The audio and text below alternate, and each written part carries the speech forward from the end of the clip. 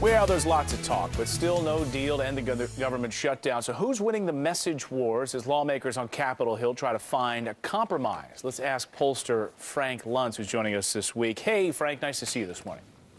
Nice to see you. All right, so we've been hearing media reports that it seems like the blame falls on Republicans. Is that the case? What do you make of it? We've looked at all the polling. We've done some ourselves. And yes, that is correct. By about a 10-point gap, the Democrats hold the advantage. And one of the reasons is messaging, that the Republicans have put forward language that has not connected with the American people as well as the Democrats have. I've brought two clips with me. Let's start with the Armed Services Committee Chairman Buck McKeon delivering the Republican message that Barack Obama needs to talk and negotiate and have conversations with the Republicans. Let's take a look.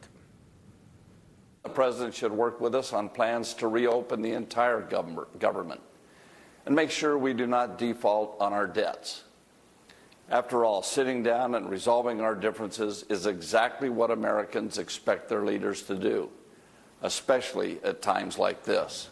All right, Frank, how did that resonate, and what's the Democratic response?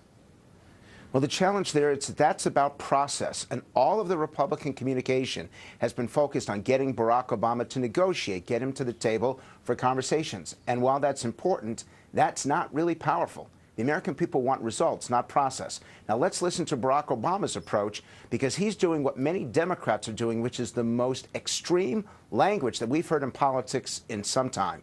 Let's take a look. It doesn't have to be this way. It's not supposed to be this way. Manufacturing crises to extract massive concessions isn't how our democracy works, and we have to stop it. Politics is a battle of ideas, but you advance those ideas through elections and legislation, not extortion. Does that work? Well, think about it. He's accusing the Republicans of extortion. And what I'd like to do is put up a list of words that Democrats in Congress and the president have used over the past few weeks. This is the most extreme language that I think we've seen in modern American politics. Blackmailers, anarchists, extortionists, terrorists. These are the words that the Democrats are using, and you would think that they would fail. The reason why the Democrats have the advantage is because they're talking about the impact on the American people, and the Republicans are talking about process. Now, here's the answer. If you could pull up that last slide.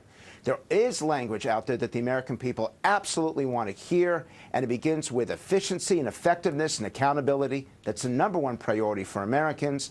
They don't want recklessness and irresponsibility, and there's a whole list of much more effective language that the American people would benefit from if the Republicans would use it. Okay, I know you called for it. I'm not sure if we have it, though. The 5 words, the 5 most powerful phrases, one of which, of course, you said is more efficient, effective, and accountable. Obviously, a lot of Americans want that. They're tired of this inefficient government. What else is on that list, Frank?